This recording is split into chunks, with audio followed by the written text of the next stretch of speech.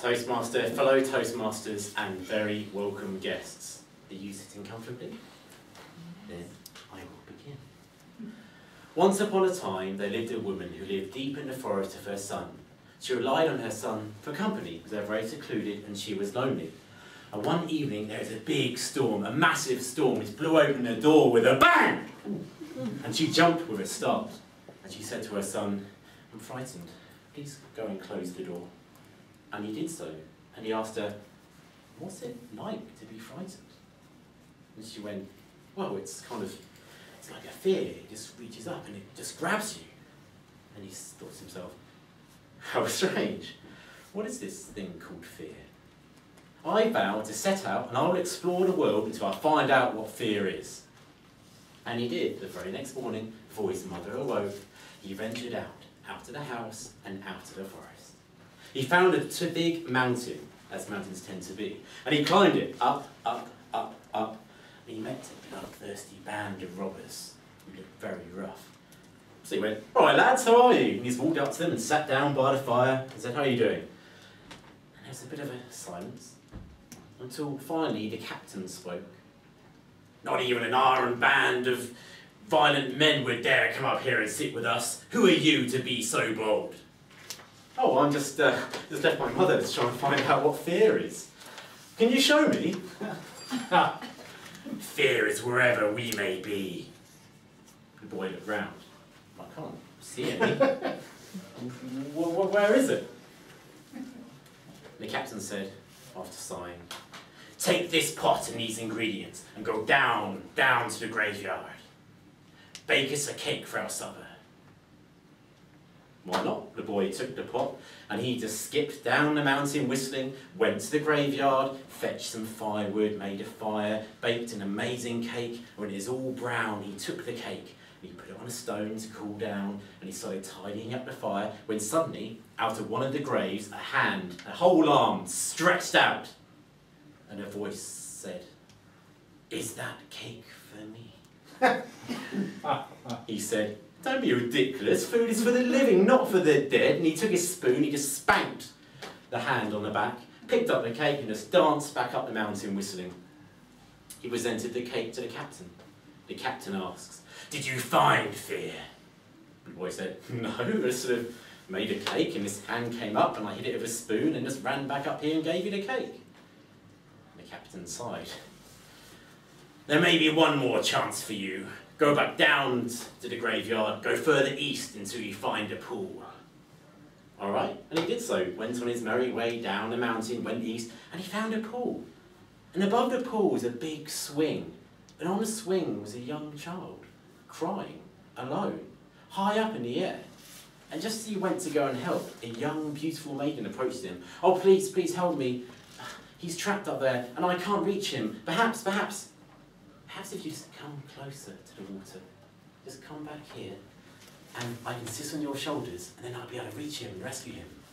And the boy thought, "Yeah, sure, why not?" So he goes back, and the young maiden climbed on his shoulders, and instead of trying to reach the boy, she started squeezing with her legs so hard, he was finding it hard to breathe, and he just, well, with all his strength, he just managed to throw her off before he tumbled back. And then he turned, and the maiden, the boy, the swing, the pool, had all vanished. But still happy, he just went on his way, and he came to the seashore, and there he saw in the distance a ship that had clearly been stuck on the rocks. The sailors were all on deck as the ship was going down, they were all ashen-faced, wringing their hands, and he thought, this is his chance. He yelled out to them, "Do you know fear?" And they called back, "Yes, we're going to drown." So he thought, oh, okay. So he just dove into the water, he swam all the way to the boat, grabbed some rope, swam all the way down to the bottom, down, down, down, down, down, till his feet touched the bottom. Then he saw another maiden with an angry face, and she was pulling on the chain of the ship, trying to drag it beneath the waves and drown everyone.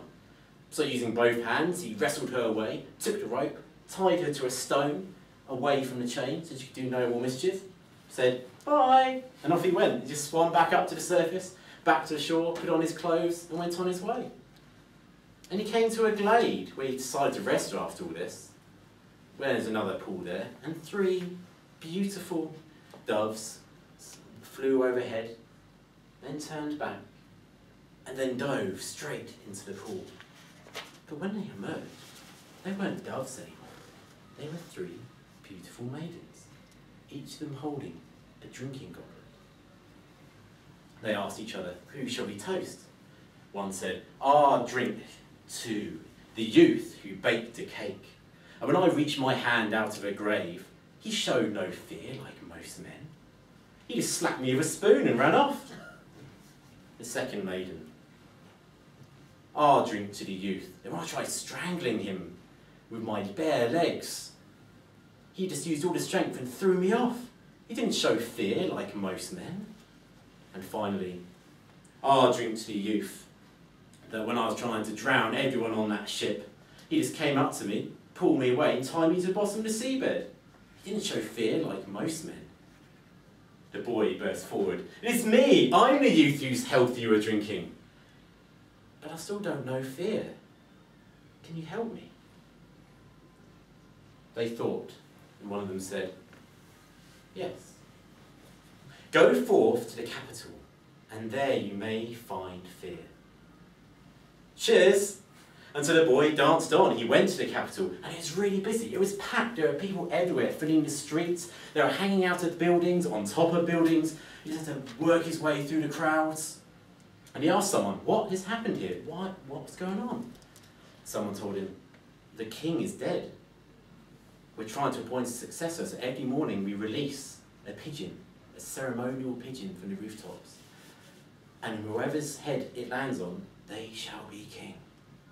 And just that moment, the shutter opened, a pigeon flew out, grey and silver, green, black and blue, and it flew through the air until it settled on the head of the young boy.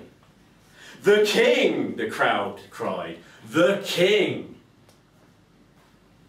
And suddenly the boy was hit by a feeling he'd never felt before, an icy feeling that built up inside him, in his body and in his mind, leaving him quivering. He thought powerless about the future. He thought about how he'd been unable to make bad people good, how he'd been unable to make poor people rich, how he wouldn't be able to make unhappy people happy. He thought of all the things he wouldn't be able to do anymore, including marrying the woman that he loved. A familiar voice echoed in his mind. Now you have found what you've been seeking. And he resolved to live the rest of his life with fear at his side. Toastmasters.